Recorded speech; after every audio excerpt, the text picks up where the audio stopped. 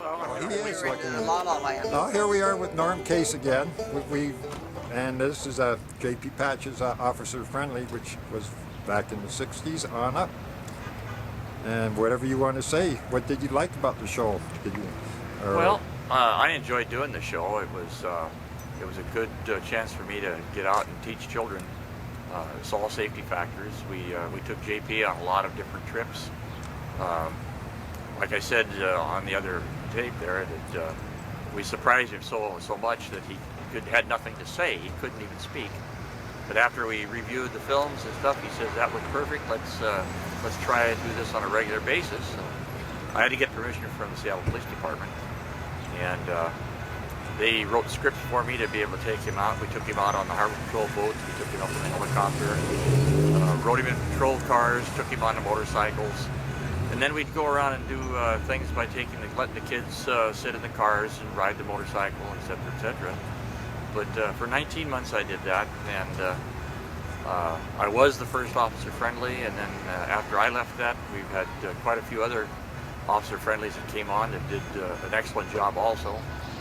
But not as good as you. We did my wife did an email with JP here within the last few months, just to see if any of the old videotapes were left, and he says no, they've all been gotten rid of. So I'd like to have gotten some for my grandchildren, because they were too young to ever know anything about this. But other than that, 19 months of a lot of fun, and I really enjoyed it.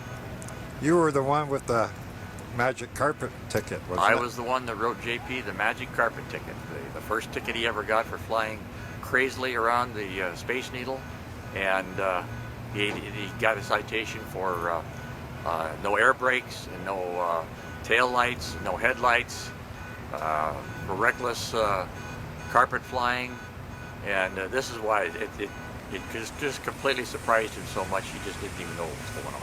He didn't have to serve any time, did he? No, the citation that we actually wrote him for was more of a joke than anything. But yes. It was a fun thing to do. Well, thank you, Norm Case. You're welcome. And everybody out there, this is Norm Case, and here's his wife right over here. Hello, I'm Carolyn. Another police officer. Yes. Another retired Seattle police officer. Hi, Norman. Hi, Carolyn. How are you?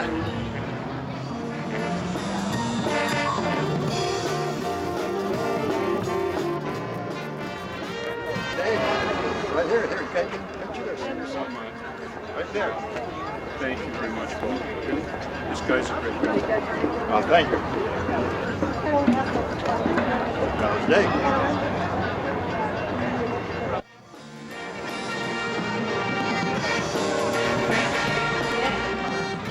Support your business center and provide for the economic development for this community. I'm also pleased to announce and congratulate you because this byway out here, the Greenway, Pass Greenway, was recently designated by the federal government as a national scenic byway. So you have an attraction here in town that will bring tourism, I think, across the country to come visit you. So again, congratulations to you all. Thank you.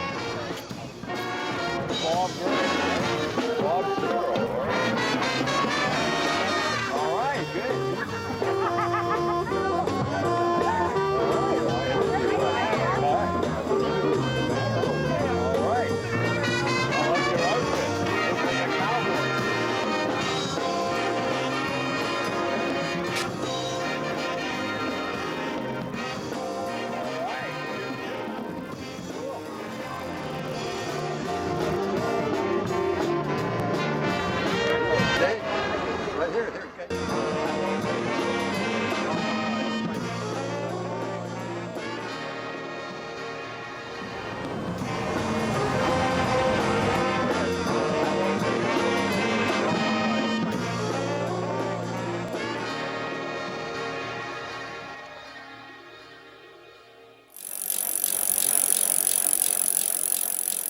Ways to get into this shelter, and this is the back door, I call it, or the hatch. Yep, just gotta lift this thing up. Go down this ladder that's inside there. Maybe you'd like to follow me and see what it's like down there.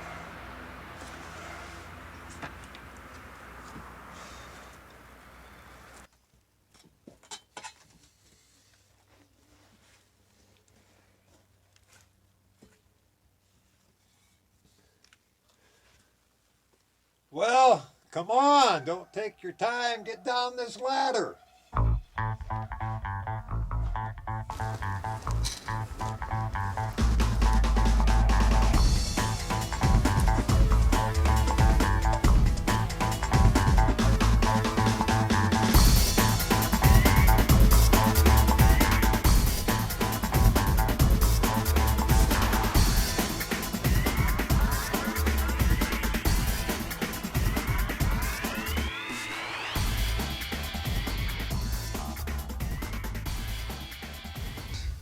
Well, here is where I did my first 3 CZN news shows.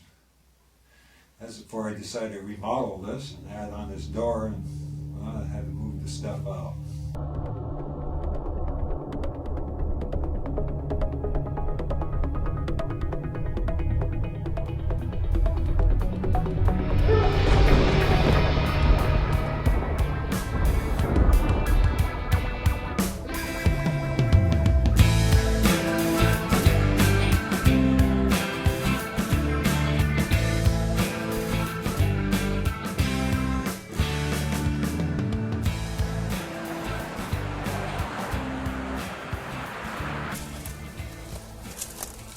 Well, I've just gotten up to the top, hiked through the woods. As you can see, I might look a little wore out. There's a lot more brush here than it was 40-some years ago, back in 1961. That's when me and a friend named David, we hiked up, and when we got to the top, we flipped the 50-cent piece to see who would get the right to go over the side first. I believe we were looking for Indian caves. That was a legend. They were there. I don't know if there is such a thing. If there is, it's covered up probably from all the, soil slope and things like that, if there is. It wasn't as brushy. There wasn't a bunch of trees growing on top. It was pretty bare. Elevation is about 660 plus feet. You can still see a little bit of view if you're getting the right spots from up here. In fact, I think I'll show you some of the panoramic view of what it looks like from up here. Living in the low country, another place in town. Living the simple life is supposed to ease your mind. I've been here before, but I never stuck around. Here I am today to put my feet back on the ground. Living in the low country, I admit I've had my doubts. Sooner or later, everything works out. Living in the low country, I could tell you where I've been, but it doesn't matter. Who knows where or who knows when? Living in the low country, another place in town. Living the simple life is supposed to ease your mind. I've been here before. Alright, this is about the area back in 61. My friend and me started climbing down. Actually, it was me. There's houses down there back then. I remember that road being there to get to those houses. This is about the area where my friend says, how far you got left to go? And I was hanging on to a rock. I said, hold on, I'll look and see. I turned around, that's about the last thing I remember. The rock I was hanging on to. unconscious, envisioned myself falling into what seemed to be forever swirling redness that seemed to never end. Then my memories started to come back. That I would repeat my life over. That I would repeat my life over forever in each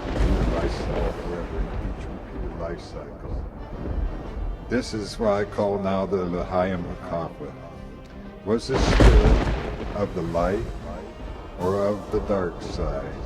All I know is that what he told me was true and is still true today.